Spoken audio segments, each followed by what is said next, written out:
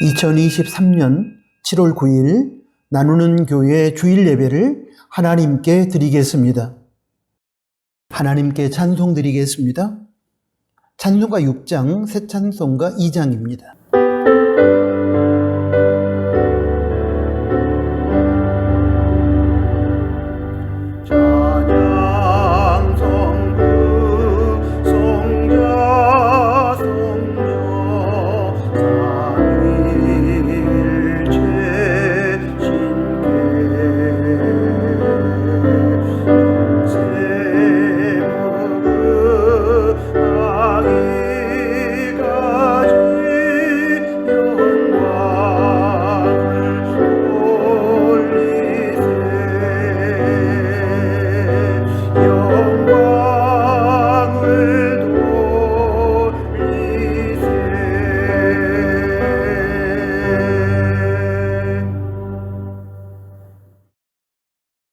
사도신경으로 신앙을 고백합니다.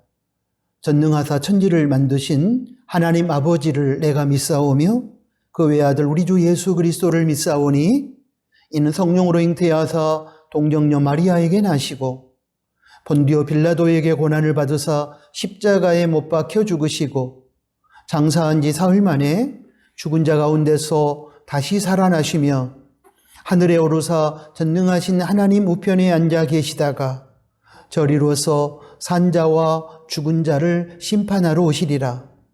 성령을 믿사오며 거룩한 공회와 성도가 서로 교통하는 것과 죄를 사하여 주시는 것과 몸이 다시 사는 것과 영원히 사는 것을 믿사옵나이다. 아멘. 예배를 위해서 기도하겠습니다. 하나님 아버지, 7월의 시간들을 저희는 장맛비와 장렬하는 태양을 교대로 경험하면서 보내고 있습니다. 다양한 기후의 변화 속에서도 자연계를 주관하시는 하나님의 섭리를 느끼며 주어진 상황을 초월하여 은혜 베풀어 주시는 하나님의 사랑에 감사드립니다. 이 시간 어떤 환경이든지 자족하라는 하나님의 말씀을 기억하며 감사함으로 예배드립니다. 저희의 생명과 시간, 그 외의 모든 권리를 주님께 위탁하여 예배드릴 때에 저희의 고백과 저희의 삶의 이야기들을 받아주십시오. 성령과 진리로 예배드리는 저희가 되게 하여 주시고 예배의 감격에 사로잡혀서 하나님의 영광을 노래하게 하여 주십시오. 연약함으로 지은 불순종의 죄를 회개할 때 용서하여 주시고 회개에 합당한 열매를 맺음으로 믿음의 삶을 이어가게 해 주십시오. 하나님 아버지, 지구촌 각처에서 들려오는 오염된 자연과 고통받는 작은 자들의 신음소리에 귀 기울여 주시고 그들에게 하나님의 자비와 긍휼을 베풀어 주시되 특별히 하나님으로부터 피조세계를 관리하라는 청지기 직책을 위임받은 저희들이 지구의 환경을 지키며 보존하는 삶을 살게 하여 주시고 작은 자들의 아픔과 고통에 동참하며 하나님의 위로를 전하고 하나님으로부터 부여받은 복과 은혜를 나누며 베풀게 하여 주십시오. 일본 후쿠시마 핵 오염수가 바닷물을 오염시키며 바다의 생명체와 인간의 생명을 위협하는 일이 발생하지 않도록 도와주시고 일본 후쿠시마 핵 오염수가 바닷물을 오염시키며 바다의 생명체와 인간의 생명을 위협하는 일이 발생하지 않도록 도와주시고 일본 정부가 보다 근원적인 해결책으로 자연에 대한 오염을 최소화시킬 수 있도록 도와주십시오. 이를 위하여 정부가 하나님의 마음을 헤아리며 국민 다수의 뜻을 받들어 지구의 환경을 지켜내는 일에 적극적으로 임하게 하여 주십시오. 이렇게 힘들고 어려운 시대에 이 땅의 교회와 성도들이 영적 침체에서 속히 벗어나게 하여 주시고 하나님의 능력으로 타락한 세상을 변화시키며 죽어가는 생명을 살려내는 사명을 감당하게 하여 주십시오. 하나님 아버지, 주님의 몸된 나누는 교회와 저희 지체들에게 제자로서의 전적 위탁의 삶을 살아갈 수 있도록 동기를 부여하여 주시고 감당할 수 있는 능력을 부여하여 주십시오. 제자로서 살아갈 때 찾아오는 부담과 손해를 두려워하지 말게 하여 주시고 그에 따르는 대가지불을 감당하게 하여 주십시오. 자신의 세속적인 욕망만을 추구하는 미신적인 신앙의 자리에서 출애굽하게 하여 주시고 세상의 가치를 거부하는 거룩함으로 무장하게 해주시며 말씀에 순종하는 믿음으로 세상을 이기며 하나님의 영광을 선포하게 하여 주십시오. 예수님의 성품을 닮아가며 생활 현장에서 예수님의 복음과 인격을 증거하며 살아가게 하여 주십시오. 7월 셋째 주일과 넷째 주일에 열리는 다음 세대 신앙 수련회에서 다음 세대 젊은이들에게 은혜를 주시고 세상 속에서 크리스찬 젊은이로서 어떻게 살아야 할 것인지에 대한 도전을 받게 하여 주십시오. 하나님 아버지, 이 시간 예배드리는 모든 지체들에게 애통하고 겸손한 마음을 허락하여 주시고 사모하는 심령마다 하늘의 은혜를 부어 주십시오. 예수님의 이름으로 기도합니다. 아멘.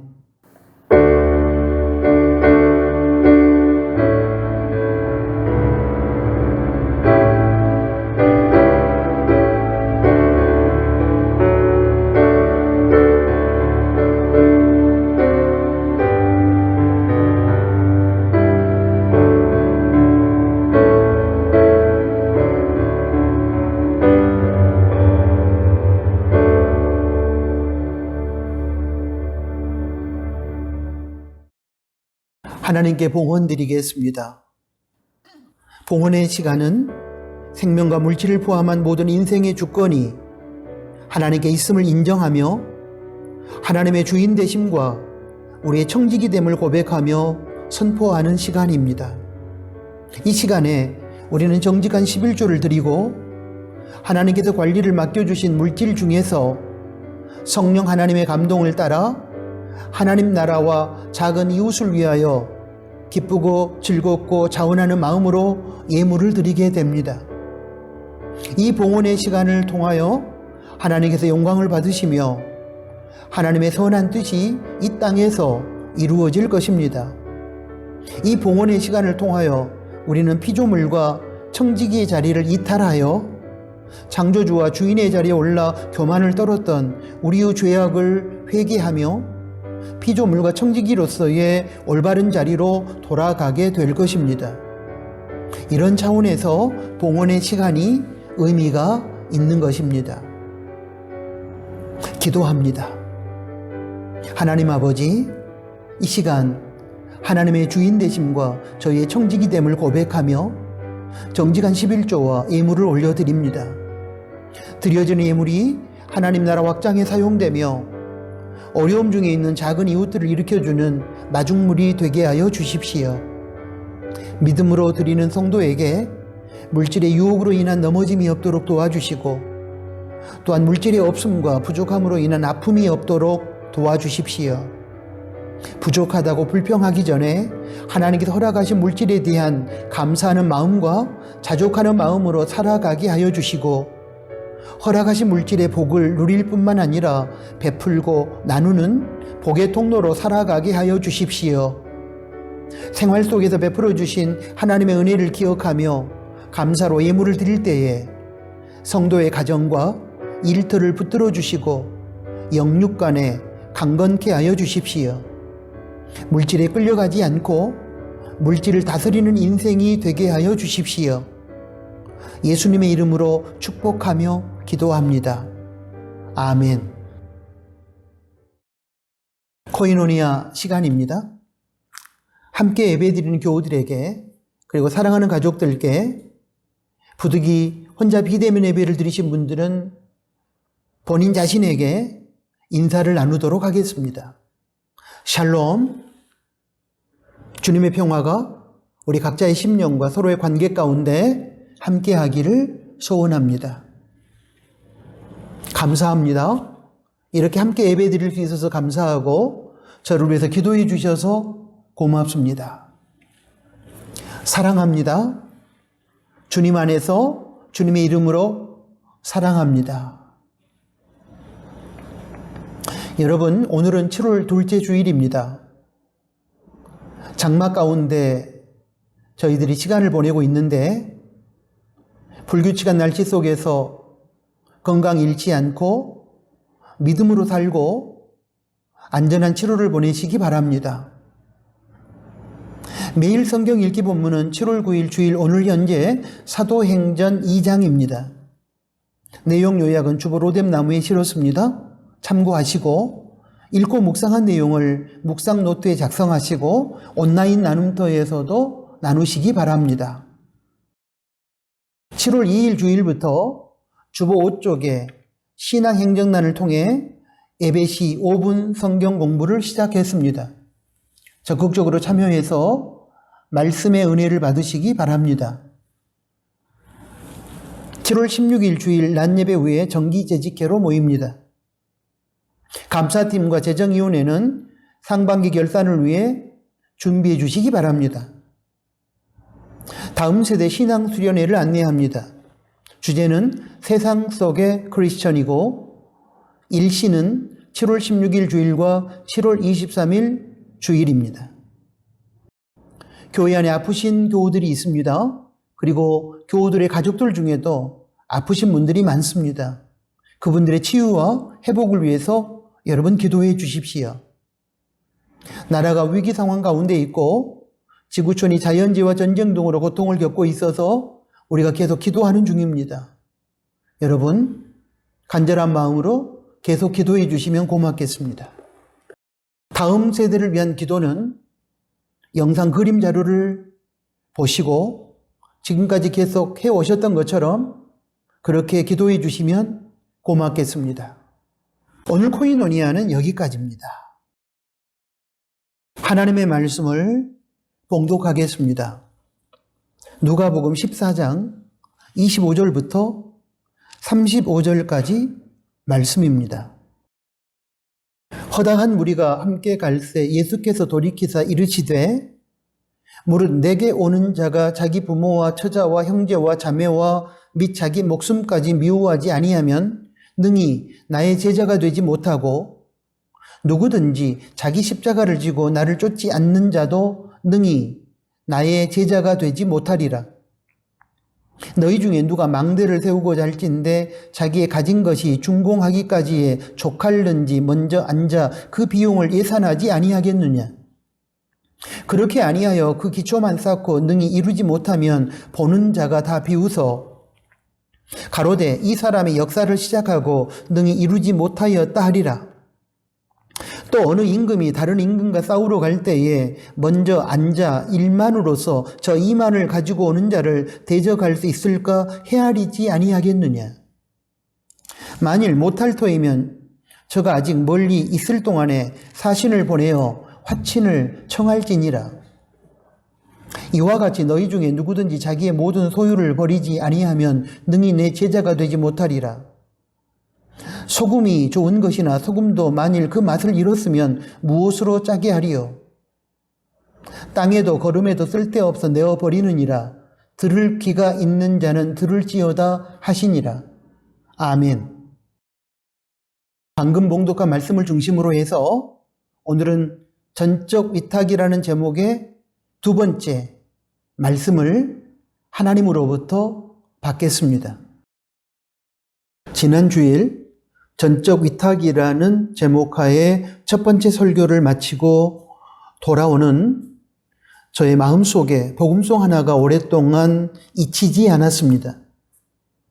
제 막내딸이 5년 전쯤에 소개해 준 복음송인데 제목은 요게벳의 노래입니다.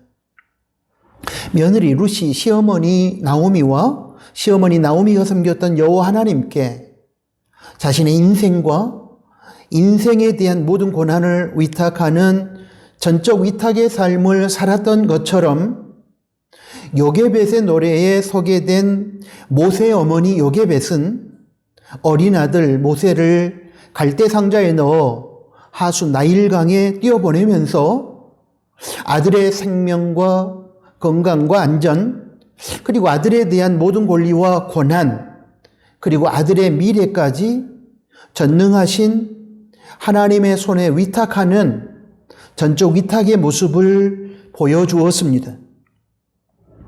애굽에서 노예로 살았던 히브리 민족은 히브리 민족의 강성함에 위협을 느낀 나머지 히브리인들의 아들을 죽이라는 애굽의 바로 파라오의 명령 앞에 직면하게 되었습니다.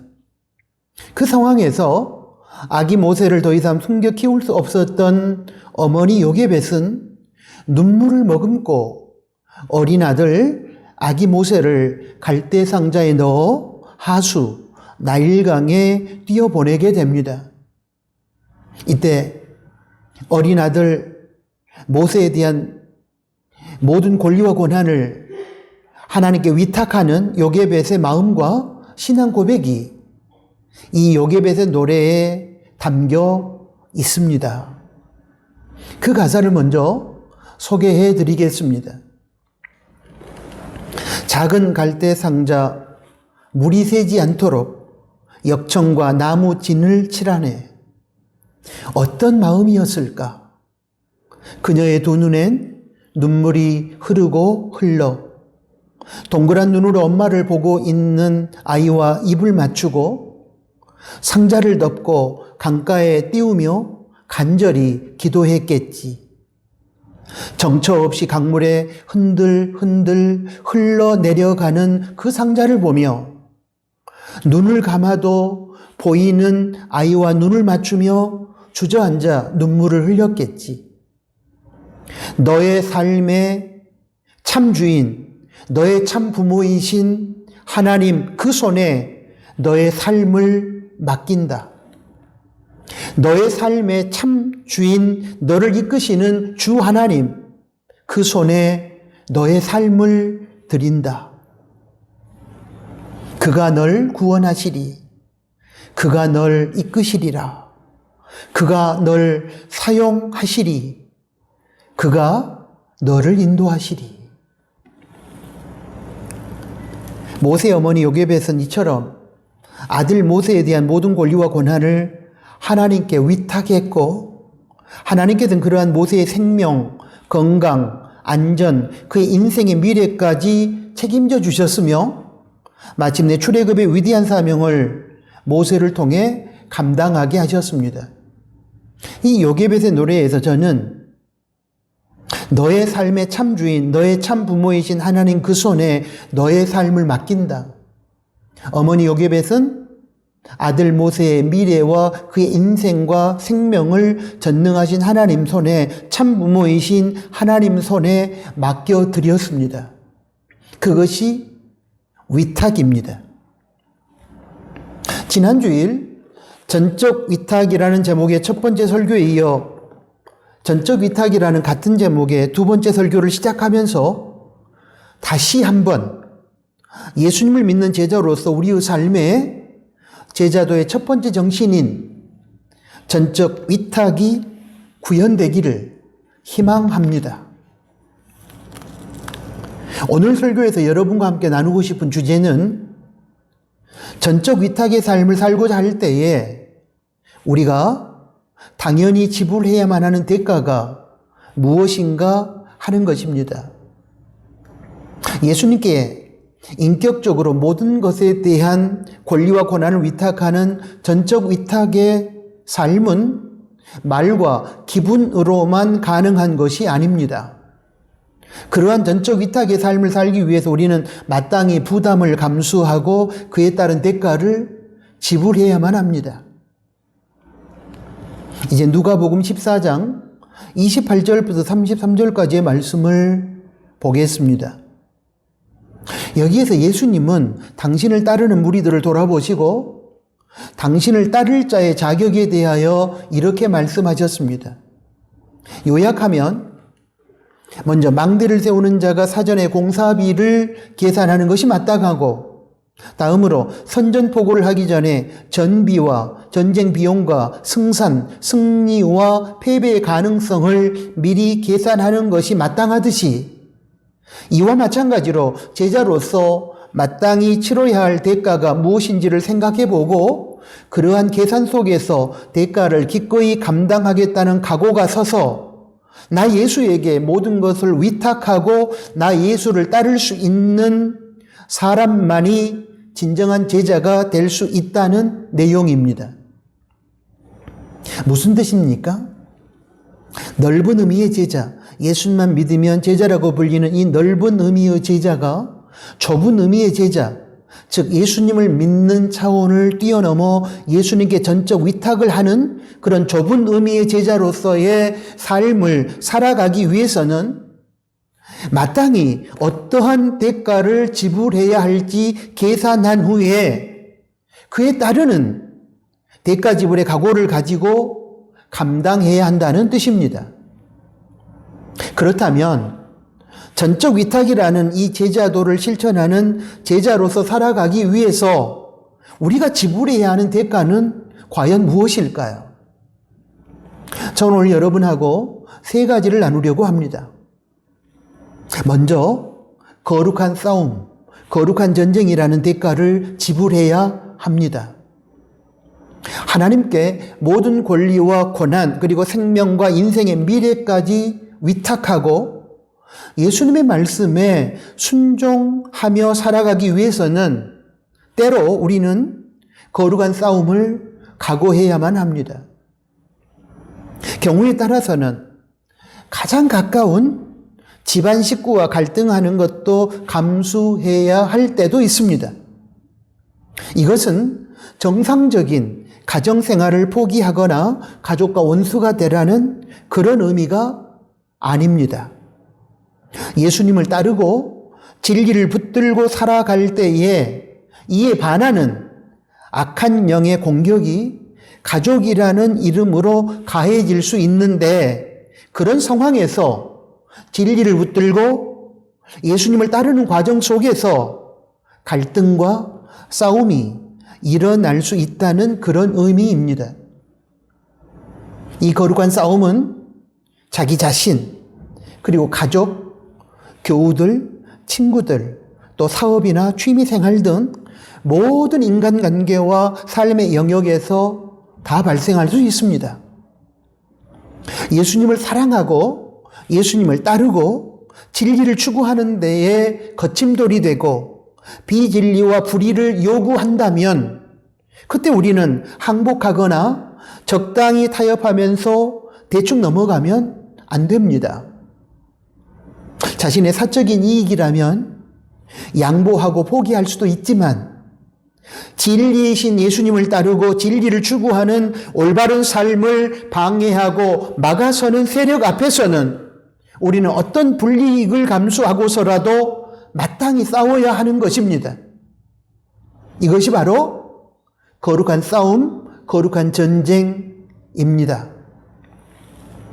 전적 위탁이라는 제자도를 실천하는 주님의 제자로 살아가기 위해서는 때로는 이러한 거룩한 싸움이라는 대가를 지불할 수 있어야 합니다. 누가복음 14장 26절과 마태복음 10장 34절에서부터 36절까지 말씀은 바로 이 거룩한 싸움에 대해서 언급하는 내용입니다. 누가복음 14장 26절 말씀입니다. 무릇 내게 오는 자는 자기 부모와 처자와 형제와 자매와 및 자기 목숨까지 미워하지 아니하면 나의 제자가 되지 못하리라.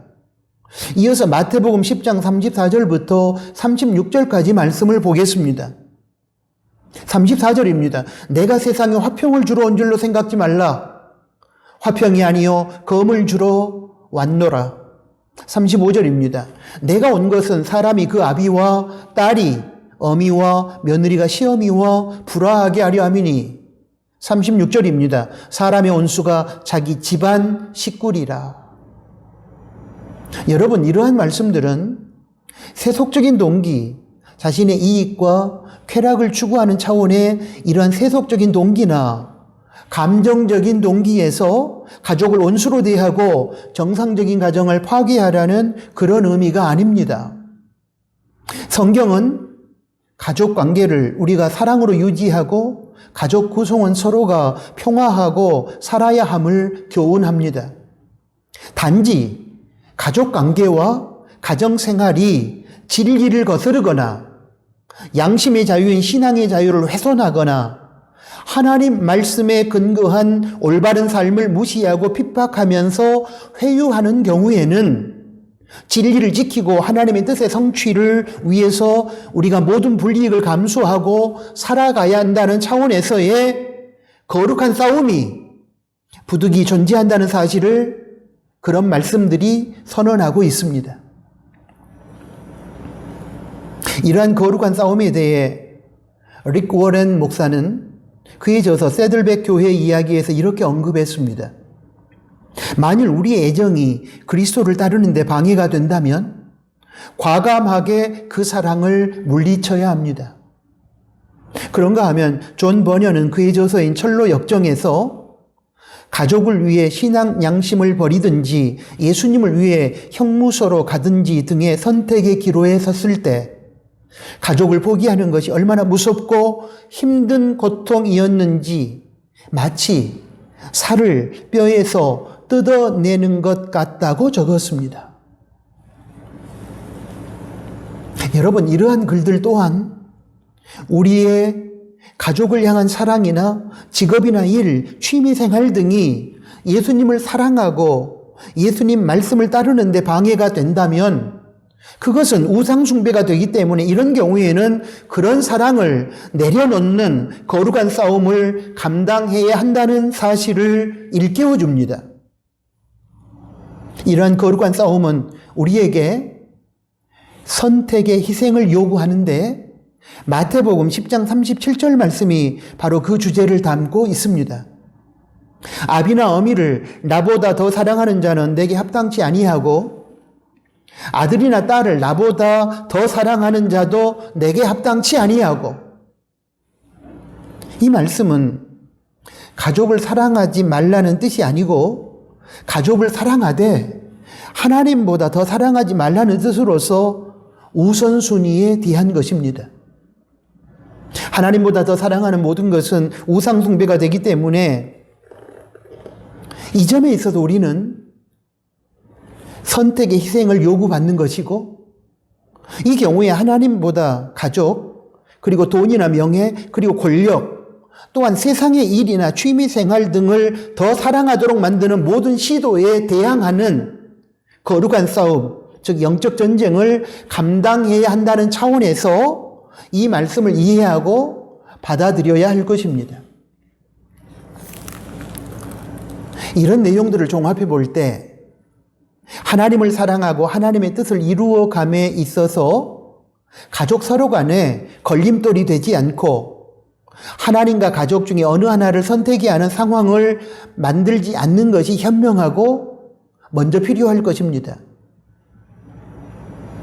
이런 점에서 주님의 제자는 진리나 신앙의 문제가 아니라면 다른 가족들에게 양보하고 다른 가족들을 배려하는 넓은 마음을 가져야 하지만 양심의 자유에 해당하는 신앙의 자유, 이 신앙의 자유도 올바른 신앙인 경우에 하나입니다. 이단 사이비 신앙이나 비성경적이고 맹목적인 신앙은 제외됩니다. 신앙의 자유나 진리를 추구하고 따르는 삶을 가족이라는 이름으로 훼손하거나 포기를 강요하는 경우에는 부담과 손해와 갈등을 감수하고서라도 거룩한 싸움을 우리는 감당해야만 합니다. 신앙을 버릴 것을 강요하거나 세상적인 이익을 위해 직장에서 뇌물을 받을 것을 부추기거나 사업할 때 탈세하며 부당한 이득을 취하라고 하거나 불법이나 편법을 동원해서 가족이 원하는 것을 해달라는 등의 요구 앞에서 주님의 제자는 마땅히 가족의 배후에서 숨어서 악을 선동하고 조장하는 악한 영에 대한 거룩한 싸움, 즉 영적 전쟁을 피하지 말고 감당해야 한다는 것입니다.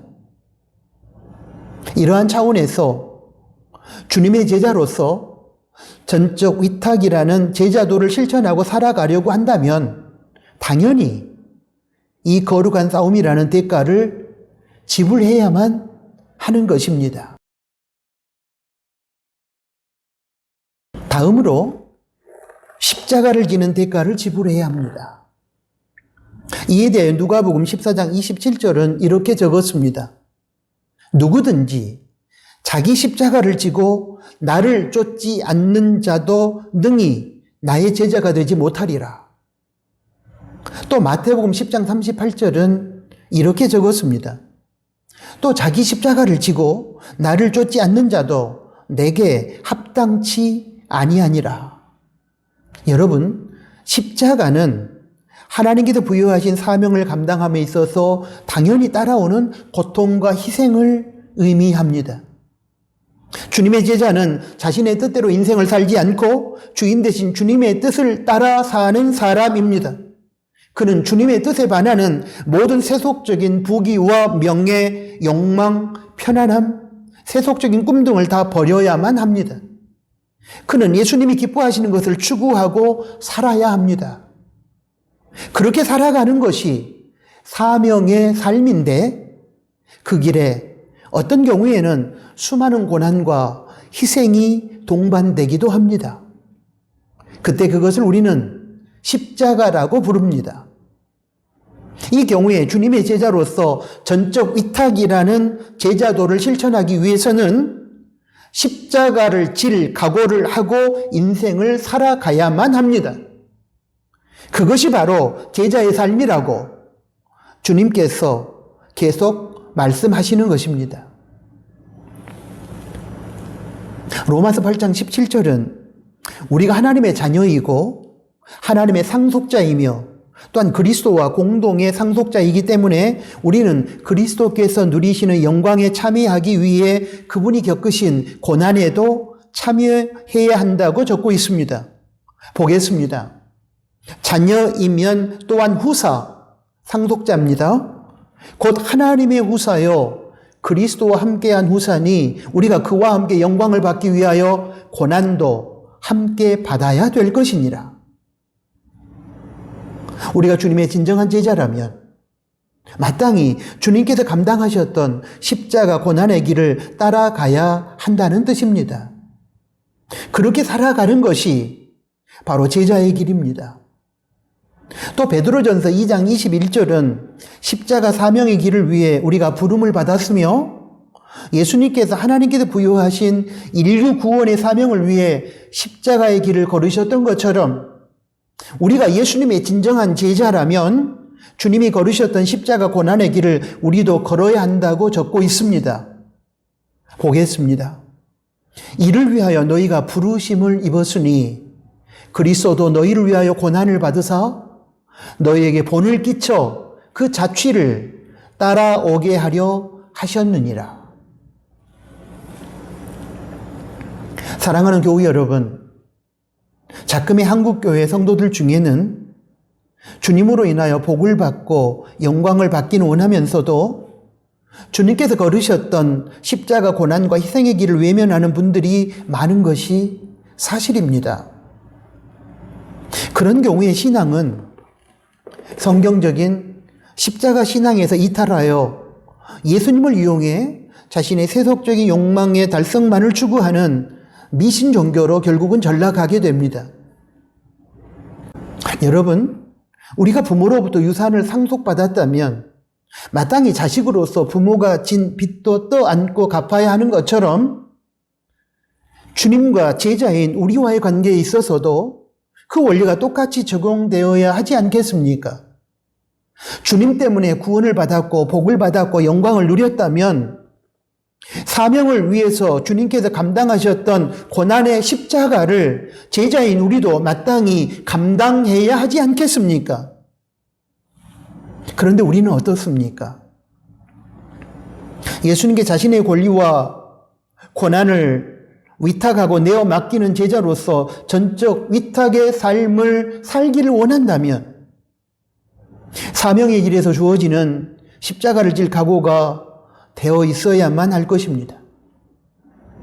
그리고 실제 삶의 현장에서 주님께서 걸으셨던 십자가 고난과 희생의 길을 따라서 우리도 걸어야 할 것입니다. 그래야 우리 인생을 전적으로 맡겨드리는 전적 위탁의 삶에 대한 우리의 진정성이 인정받고 그래야 비로소 주님의 진정한 제자로 불리어질 것입니다. 주님의 제자로서 십자가 고난과 희생을 감당해야만 하는 상황에서 마이클 윌킨스가 쓴 제자도에서 언급한 내용을 하나 소개하겠습니다. 그 내용을 기억하시면 십자가에 짐을 지겠다는 각오가 새로워지고 또한 담대함으로 십자가를 질 수 있을 것입니다. 이런 내용입니다. 기독교에는 항상 십자가가 있다. 기독교는 십자가의 종교이기 때문이다. 그런데 십자가를 지는 것은 저주스러운 일이 아니다. 위대한 우리들의 선배들은 처음에는 내가 십자가를 지고 가지만 후에는 십자가가 나를 지고 간다는 말을 즐겨 사용하지 않았던가? 기가 막힌 내용이지 않습니까? 처음에는 우리가 십자가를 지고 가지만 나중에는 십자가가 우리를 지고 가는 신비를 경험하게 될 것입니다. 그러므로 십자가 지는 것을 회피하지 않고 제자로서 마땅히 십자가를 질 수 있는 우리 나누는 지체들이 저와 여러분이 될 수 있기를 희망합니다.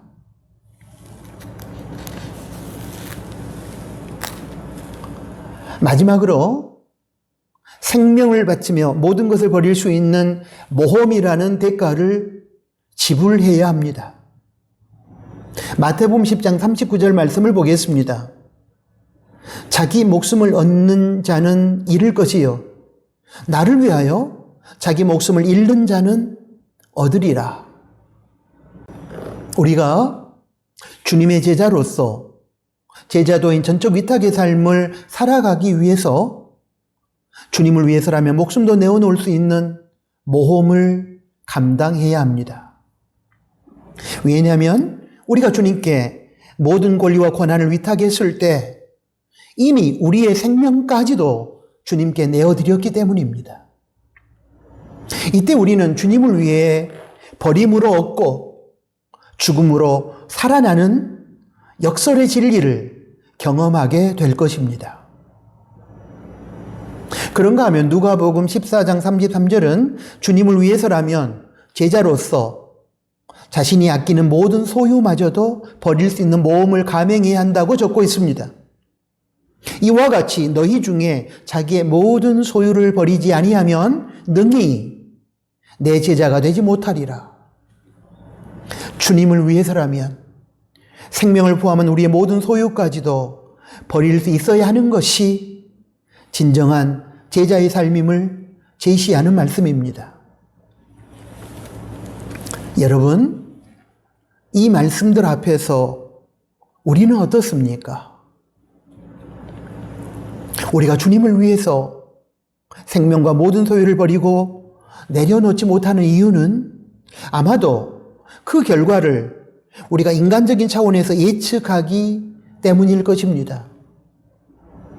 이런 경우에 여러분, 나중의 결과를 우리가 생각할 필요는 없습니다.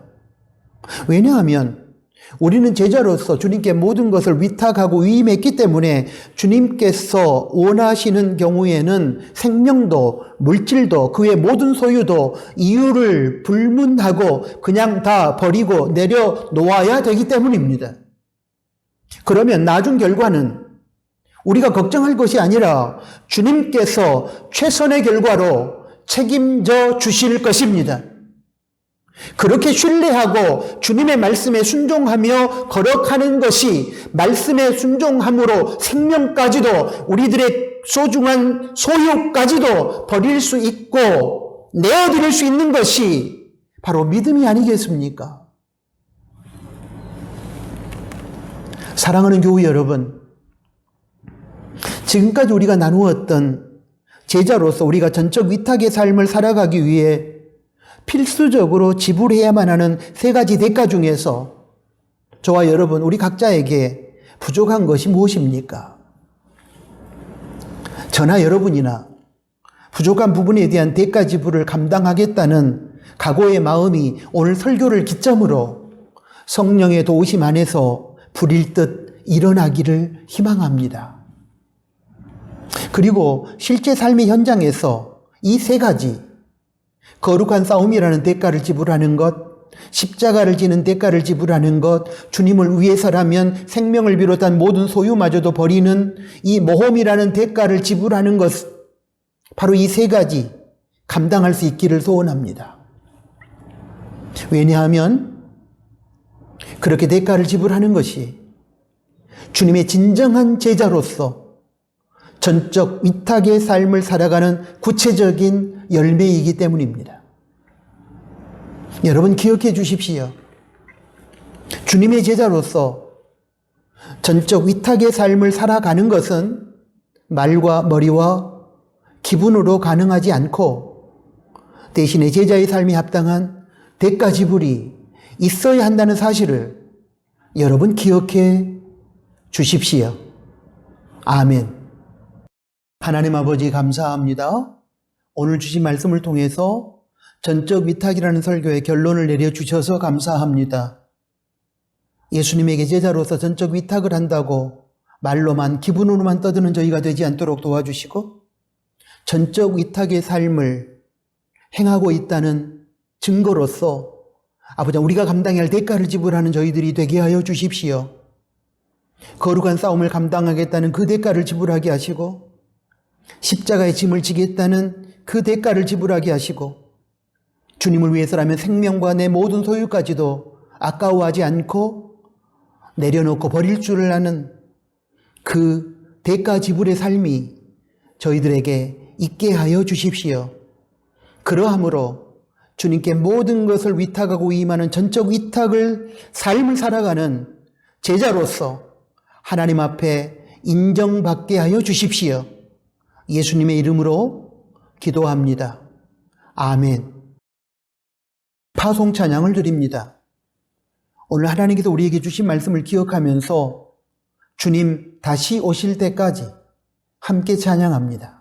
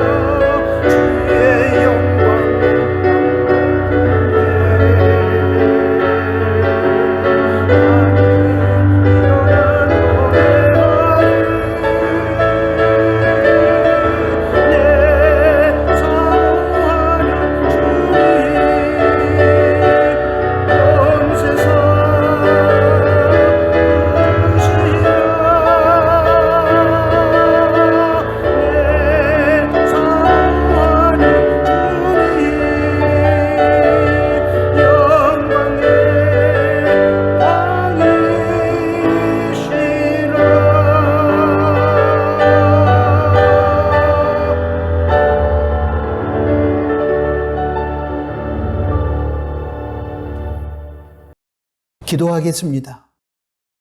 이제는 우리 구주 예수 그리스도의 은혜와 하나님 아버지의 크신 사랑하심과 성령 하나님의 위로, 교통, 충만, 동행하심이 오늘 주신 하나님의 말씀을 듣고 말로만, 기분으로만 전적 위탁을 한다고 떠드는 것이 아니라 전능하신 하나님 앞에 우리의 모든 삶을 위탁하면서 그에 대한 증거로 거룩한 싸움, 십자가 지는 것, 그리고 주님을 위해서라면 생명과 모든 소유까지도 내어버릴 수 있는 그러한 대가를 지불함으로 하나님께 인정받고 진정한 제자로서 살아가기를 소망하는 사랑하는 나누는 교회 가족들 머리 위에 이제로부터 영원토록 항상 함께 계실지어다. 아멘.